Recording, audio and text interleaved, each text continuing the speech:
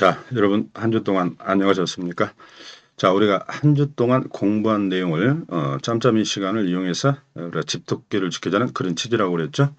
자, 오늘은 중개계약 거래정보망 금지행위, 그 다음에 확인 설명. 자, 시험에 자주 나오는 부분들인데 그렇게 어려운 부분은 없어요. 그러니까 이걸 본 강의를 들으신 다음에 이걸 본다면은 여러분들 매우 도움이 될 겁니다. 자, 그럼 여러분 기억을 더듬어서 한번 볼까요? 자, 1번 문제. 일반 중개계약서는 사용 권장사항이며 보관 기간의 규정이 없으나 전속 중개계약서는 사용 의무사항이며 3개월간 보관해야 한다. 일단 틀렸죠. 자, 여러분들 일반 중개계약서와 전속 중개계약서의 내용을 출제한다면 이 두 계약서의 차이점을 자주 물어요. 그럼 여러분들이 아차하면 틀리게 돼요. 여기서 가장 키워드는 뭐냐? 일반 중개계약서는 사용 권장사항이면서 보관 규정이 없다. 즉 몇 년을 보관해라. 이런 규정이 없습니다. 그런데 전속중개계약서는 반드시 사용을 해야 돼요. 그 다음에 3년간 보존해야 됩니다. 자, 이 차이점을 잘 정리해 두세요. 자, 1번은 틀렸고. 자, 2번 문제 볼까요? 전속중개계약을 체결한 개업공인중개사는 원칙적으로 부동산 거래정보망 또는 일간신문에 7일 이내에 정보를 공개하여야 하며 일주일에 2회 이상 업무 처리 사항을 문서로 통지해야 한다. 자, 일단 틀렸네요. 일주일에 2회 이상이 틀렸죠. 그러면 여기서 또 키워드는 뭐냐? 여러분 전속중개계약이 자주 출제되는 편이에요. 중개계약서 중에는. 자, 여기서 보면은 전속중개계약을 체결한 개공은 정보망 또는 일간신문, 이 또는도 주의하세요. 둘 중에 하나를 선택해서 공개하면 된다. 이런 뜻이에요. 이걸 미스로 바꿔서 틀리게 낸 적도 있었다. 그 다음에 7일 이내도 주의하세요. 날짜. 그 7일 이내에 7가지 정보를 공개하라고 그랬죠. 여기까지는 맞아요, 이제. 그런데 일주일에 2회 이상이 아니라 2주일에 1회 이상. 그래서 제가 수업 시간에 2주일씩 돌아가셨다고 그랬죠. 그 사람은 한 번 죽으니까 2주일씩도 한 번 돌아가셨다. 이렇게 유치하지만 기억하라고 그랬죠. 자, 그래서 2주에 1회. 잘 기억하세요. 자, 2번 틀렸고. 그 다음에 3번 질문을 볼까요? 자, 전속중개계약을 체결한 경우에 반드시 공개해야 할 중개대상물에 관한 정보는 자, 여러분 7가지가 떠올려야 돼.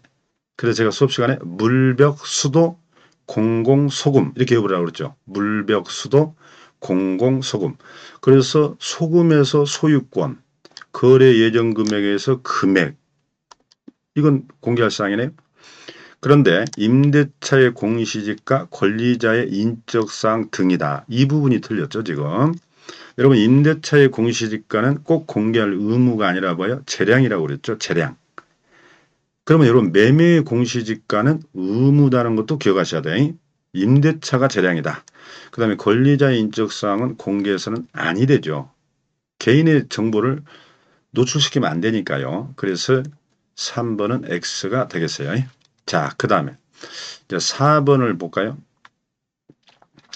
자, 전속중개계약을 위반한 의뢰인입니다. 개업공인중개사에게 위약금액을 약정한 보수의 전액을 자, 비용 지급은 보수의 50% 범위 내에서 사회통념상의 비용이다. 자, 이것은 맞는 지문이죠. 자, 여러분들 이 부분도 잘 정리를 해야 되는데 개업공인중개사에 반해서 이번에 의뢰인이 어떤 의무를 위반했다. 그럼 의뢰인에게는 위약금과 비용의 문제가 발생합니다. 그래서 위약금은 계약을 위반했기 때문에 약정 보수의 전액이라는 걸 주의하셔야 돼. 전액. 그러나 비용, 여러분 스스로 했을 때 비용을 지급하라고 그랬죠. 이때 비용은 보수의 50% 범위 내에서 사회통념. 자, 정확하게 기억을 해두세요. 4번 지문 맞는 얘기. 자, 그 다음에 이제 5번은 거래정보사업자로 넘어왔습니다. 여러분 거래정보사업자는 뻔합니다. 나올 것들이 되게 기간, 숫자 이런 걸 가지고 돼요. 자, 5번 다음 빈칸을 채우시오.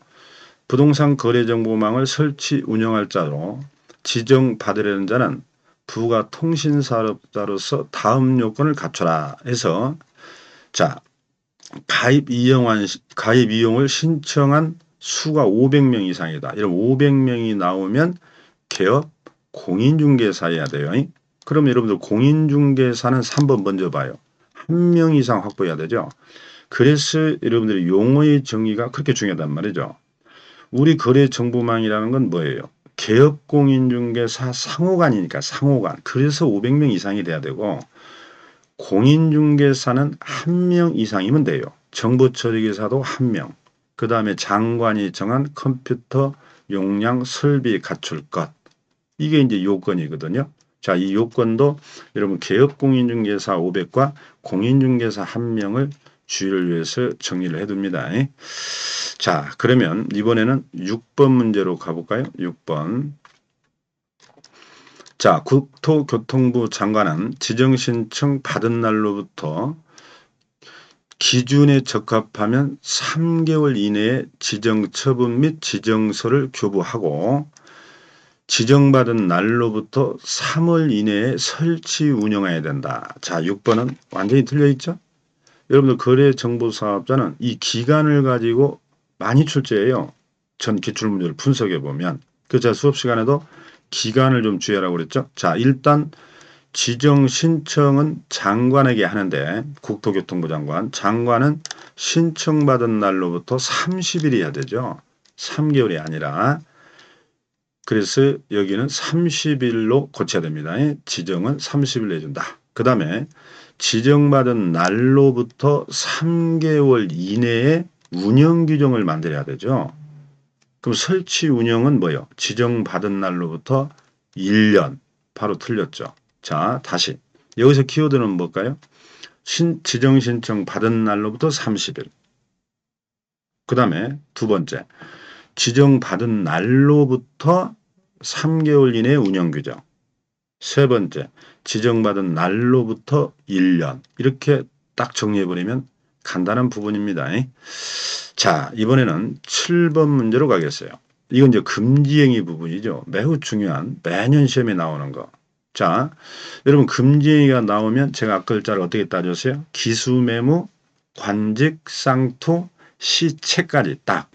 방은 일반인, 분녀의 개업공인중개사 업무를 방해한 일반인을 처벌하는 규정이고 9가지 기수매무, 관직, 쌍투, 시채까지는 등이라고 해서 종사자 모두에게 적용된다. 그걸 딱 알고 있으면요. 여러분 어떤 문제든 풀어요. 그럼 여기 볼까요? 7번. 중개보조원은 부동산 매매업은 불가능하나 일반인은 영리 목적으로 계속 반복적으로 매매업이 가능하다. 7번. 그대로 맞는 얘기죠. 그러니까 우리는 기수매무, 관직상투, 시채까지는 개업공인중개사든 소속공인중개사든 법인의 사원 임원이든 모두가 적용된단 말이죠. 그래서 중개업 종사자들은 매매업은 다 불가능하죠. 근데 기수매무, 관직상투, 시채까지는 일반인은 또 적용이 안 돼요. 그래서 여러분들이 작년에 내가 집을 4채를 샀다 팔았다 해가지고 5억을 벌었다. 주변에서 존경하잖아. 그러니까 일반인들은 재테크고 투자의 수단이기 때문에 일반인들은 이 9가지는 적용이 안 되는 겁니다. 따라서 7번은 여러분들 맞는 질문이 돼요. 자, 그 다음에 이제 8번 문제로 가볼까요? 8번. 8번도 금지행위에 대한 문제입니다. 이런 금지행위를 잘 정리해 두셔야 돼. 자, 8번. 개업공인이다 등은 사례 증여 그 밖에 어떠한 명목으로 보수 또는 실비를 초과하여 금품을 받아서는 아니 된다. 이는 강행규정으로 당사자 간의 법정 초과 합의는 전부 무효로 전액을 부당이득으로 반해야 된다. 틀렸죠? 자, 우리는 법정 초과된 부분 일부만 무효지.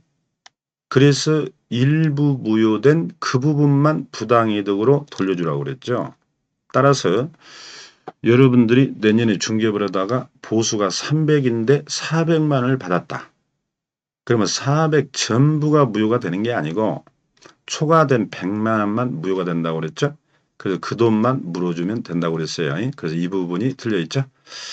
자, 9번 문제. 또 금지행위에 대한 문제예요. 자, 금지 행위에 해당하는 부동산 분양임대 관련 증서로는 주택 청약 예금 증서, 주택 상환사채, 아파트 상가 분양권. 자, 이에 해당한다. 틀렸죠? 여기서는 뭐가 틀렸을까요? 여러분들 관련 증서. 자, 키워드. 그러니까 분양받는 증서가 대표적으로 여러분 청약 통장을 하나 기억하라고 그랬잖아. 청약 통장. 그러니까 여러분들이 법을 공부할 때는 사례를 하나 딱 기억하고 있어야 돼요. 그래서 여러분 청약 통장은 절대 거래할 수 없는 것이에요. 이걸 중개하게 되면 개업공인중개사는 3년 이하 징역 3천만 원 이하 벌금으로 처벌된다고 그랬죠. 그러나 아파트나 상가 분양권은 뭐예요? 여기에서 말하는 관련 증서에 해당이 안 되기 때문에 이건 중개 대상물로서 이미 우리가 2주차 때 했던 부분이에요. 아마 여러분들 기출문제 분석해 보면 이 9번도 자주 나오는 질문이에요. 뻔합니다. 그래서 관련 증서하면 여러분 주택법, 공법 시간에 공부하는 그 청약통장이나 주택상환사채나 딱지 이런 걸 관련 증서라고 하고 우리 법에서 여기 아파트 분양권과 상가 분양권은 이미 장리 건축물로서 중개 대상물이라는 판례가 있었죠. 그래서 9번도 틀려 있는데 잘 정리를 해 두셔야 됩니다. 자, 그 다음에 10번 문제 하나 볼까요? 개업공인중개사 등은 의뢰인의 동의가 있어도 직접 거래나 쌍방대리가 금지된다. 다만 일방대리와 이행행위 쌍방대리는 허용된다. 맞는 지문이에요. 아마 여러분들이 처음 공부하는 분들은 이 지문들이 만만치 않을 거예요. 제가 그래서 여러분들에게 핵심 키워드를 다 집어넣어서 지문을 만들었기 때문에 아마 여러분들이 반복해서 기억해 둔다면 여러 개의 문제를 풀 수 있을 거예요. 지금 여기서도 보세요. 직접거래와 쌍방대리. 여러분 민법에서는 당사자 동의가 있으면 되거든요. 근데 우리 공인중개사법 2차 과목에서는 동의가 있어도 금지된다. 이것도 잘 기억하셔야 돼. 맞는 얘기예요. 또 하나 일방대리와 이행행위의 쌍방대리는 된다. 우리는 쌍방대리라는 것은 매도자 매수자를 동시에 대리하는 걸 금지하기 때문에 한 사람인 일방만 대리하는 건 상관없다. 또 하나 주의할 것은 여러분 이행행위, 중도금이나 잔금, 등기서류 이 부분을 쌍방대리하는 건 또 허용이 됩니다. 그래서 10번 잘 기억해 두세요. 맞는 지문입니다. 자, 그 다음에 11번 문제가 바로 여러분들에게 제재. 자, 11번을 보세요. 기역에서 미음 또는 비읍, 일반인 등이 자 여기에 위반했을 때 모두 3년 이하 징역 3천만 원 이하 벌금에 해당이 되느냐.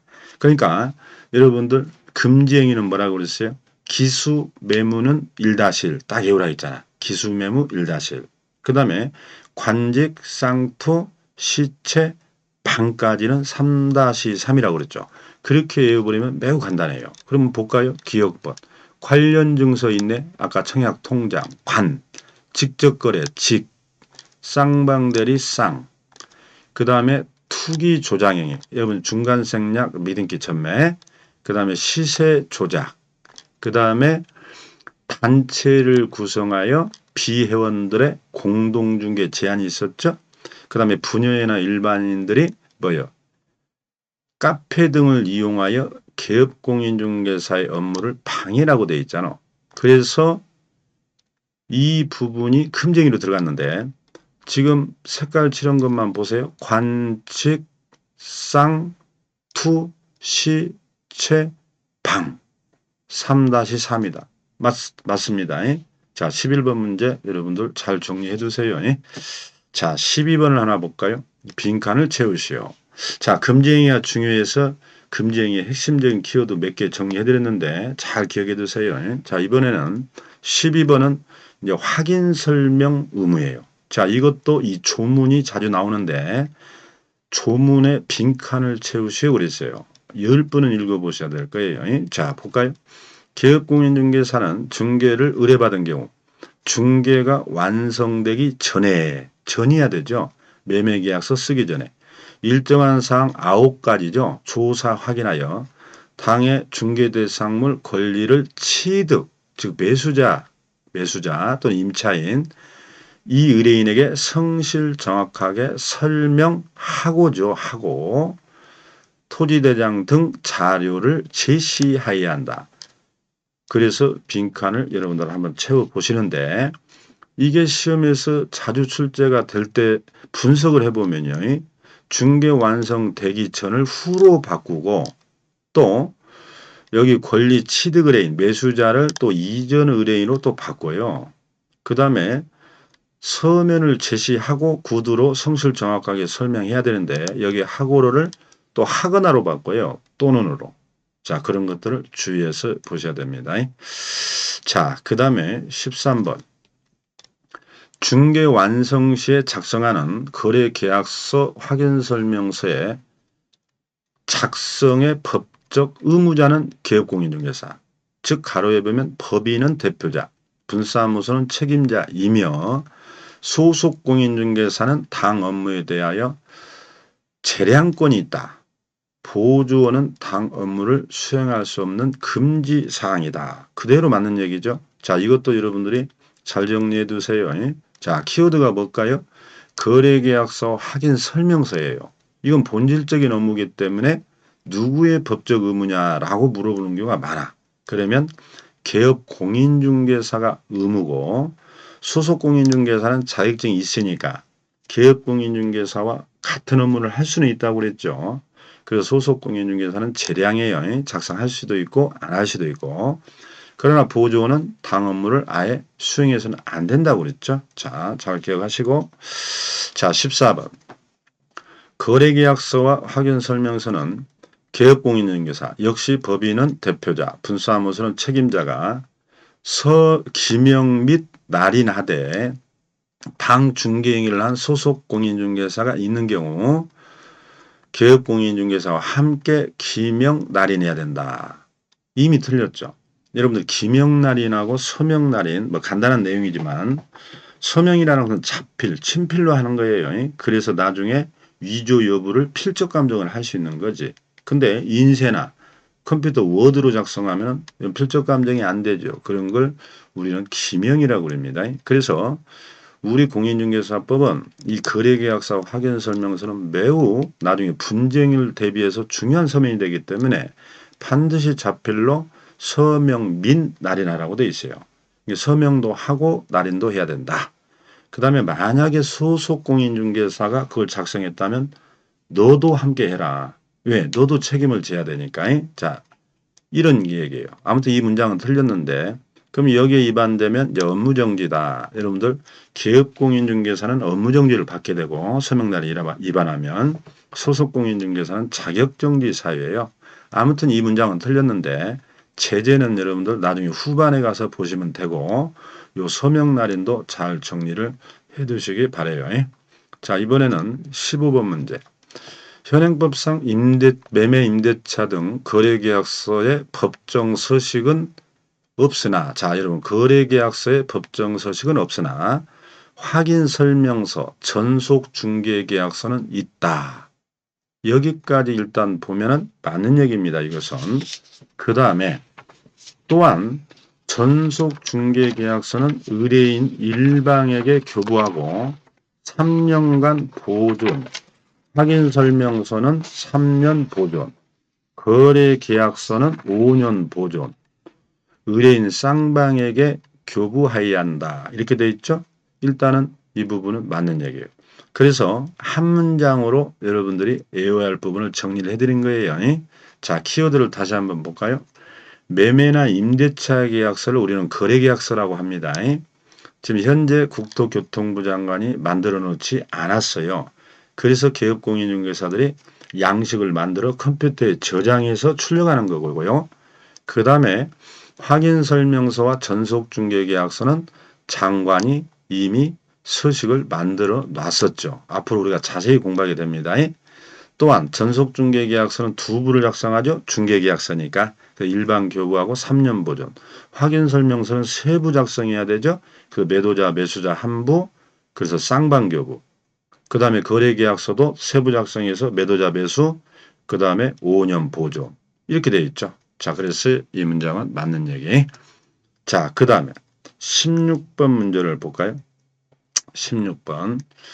개업공인중개사는 확인 설명을 위하여 필요한 경우 중개 대상물 매도 임대 의뢰인에게 상태에 관한 자료를 요구할 수 있다. 중개 대상물 상태 자료를 요구할 수 있다. 이에 불응한 경우 개업공인중개사는 이 사실을 권리 이전 의뢰인에게 설명하고 중개대상물 확인 설명서에 기재해야 된다. 일단 여러분들 틀린 거 알 수 있죠? 자, 이것도 최근에 시험에 2번 나온 조문이에요. 자, 여러분이 개업공인중개사가 물건을 매수자에게 설명하기 위해서는 뭐예요? 선행 조건이 일단 조사해야 되잖아. 조사를 할 때 9가지 사항을 조사해야 되는데 그때 매도자, 이자에게 뭐예요? 자료를 상태에 관한 자료 요구할 수 있다 그랬죠. 물론 재량이에요. 그런데 이 자료를 요구했더니 매도자가 불응해요. 예를 들어서 뭐 방수공사 했다는 견적서 이런 거 좀 줘보세요. 했더니 불응하더라.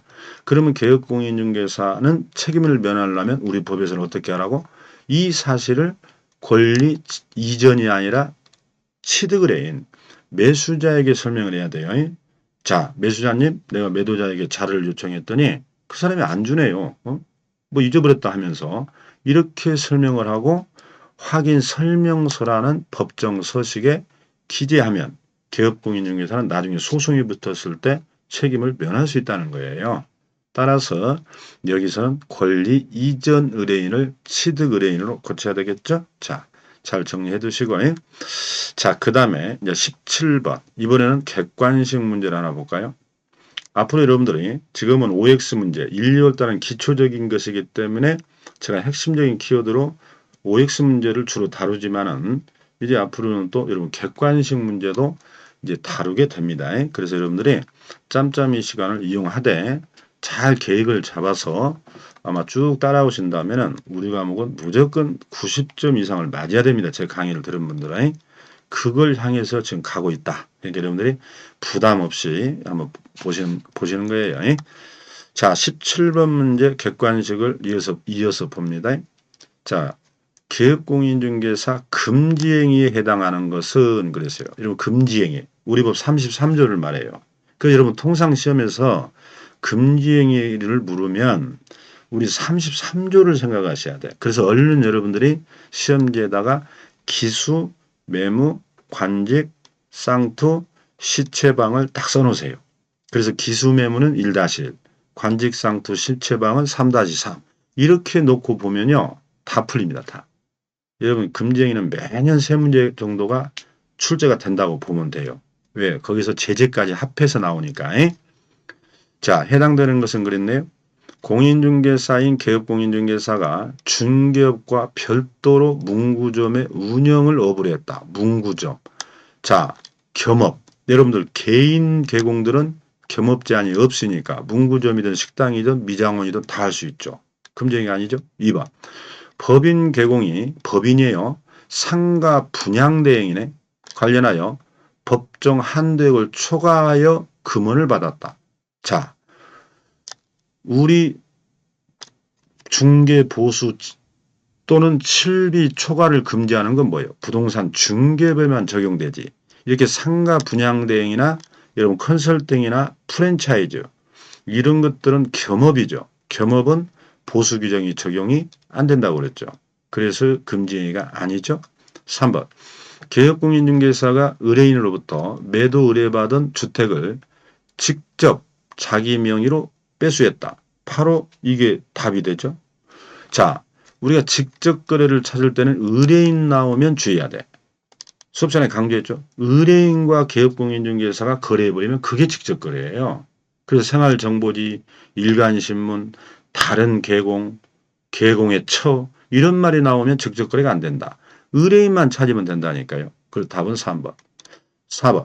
개업공인중개사가 자신의 자가 거주할 주택을 다른 개업공인중개사 중개로 임차했다.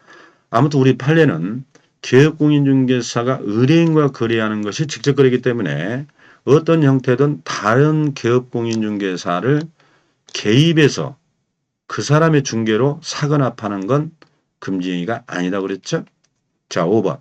개업공인중개사가 당사자 일방을 대리했다. 상관없죠? 우리는 매도자, 매수자를 동시에 쌍방 대리가 금지된다고 그랬죠. 자, 이 정도 수준에서 나와요. 물론 조금 어려우면 이제 박스형으로 해서 몇 개냐?